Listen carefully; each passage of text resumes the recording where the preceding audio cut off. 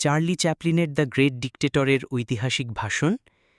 দুঃখিত, কিন্তু আমি কোনো সম্রাট হতে চাই না।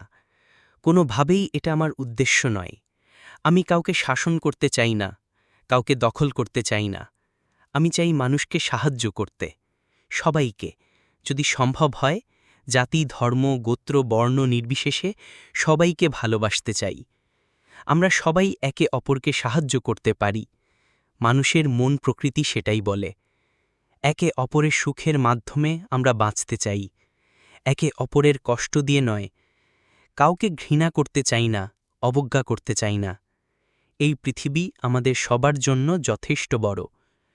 পৃথিবীটা খুব সমৃদ্ধ, সেই সবার চাহিদা মেটাতে পারে। জীবনটা হতে পারত স্বাধীন, সুন্দর, কিন্তু আমরা পথ হারিয়ে ফেলেছি। লোভ আমাদের মন বিষিয়ে দিয়েছে, মানুষের ভেতর ঘৃণা ঢুকিয়ে দিয়েছে। এই ঘৃণা আমাদের নিয়ে গেছে যুদ্ধ আর রক্তপাতের দিকে। আমরা যন্ত্র বানিয়েছি, কিন্তু নিজেদের আবদ্ধ করে ফেলেছি যন্ত্রের ভেতর। আমরা প্রযুক্তিতে উন্নত হয়েছি, কিন্তু মানুষ হিসেবে পিছিয়ে গেছি। যেসব যন্ত্র আমাদের আরাম দিতে পারত, সেগুলোই আমাদের করে তুলেছে অভাবী আর যন্ত্র নির্ভরশীল। আমরা এখন অনেক কিছু জানি, কিন্তু কাউকে ভালোবাসতে পারি না। আমরা বুদ্ধিমান, কিন্তু পাষাণ হৃদয়। আমরা বেশি ভাবি, কম অনুভব করি। আমাদের দরকার মানবতা। চালাকি বা বুদ্ধির চেয়েও বেশি দরকার দয়া আর সহানুভূতি।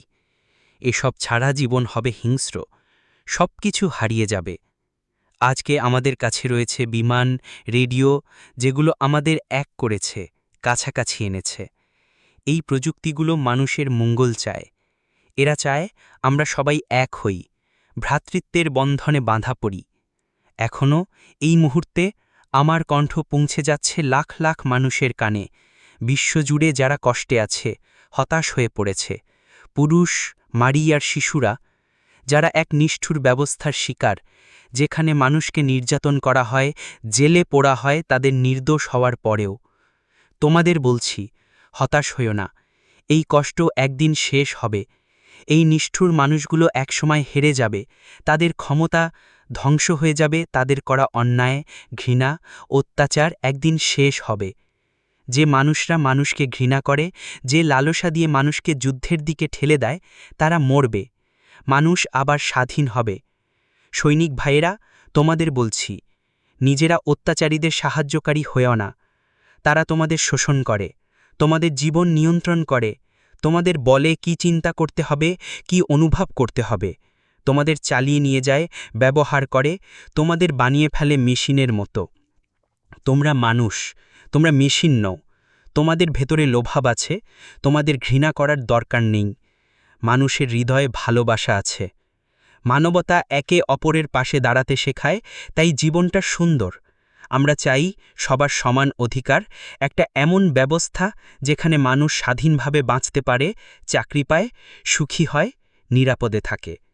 এসো সবাই মিলে ঐক্যবদ্ধ হই, একটা নতুন পৃথিবী গড়ি, যেখানে সবাই কাজ পাবে, যেখানে আমরা বিজ্ঞানের আশীর্বাদ কাজে লাগাবো জীবনকে সুন্দর করার জন্য।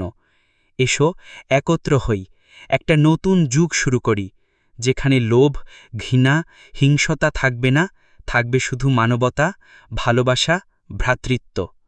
হ্যাঁ না, তুমি কি আমাকে শুনতে পাচ্ছ? যেখানে তুমি আছো, আশা রেখো। আকাশে মেঘ সরে যাচ্ছে, সূর্য উঠছে আবার। আমরা আবার আলো দেখব, আমরা আবার স্বাধীন হব, আমরা আবার বাঁচব, একসাথে ভালোবেসে এক নতুন পৃথিবীতে।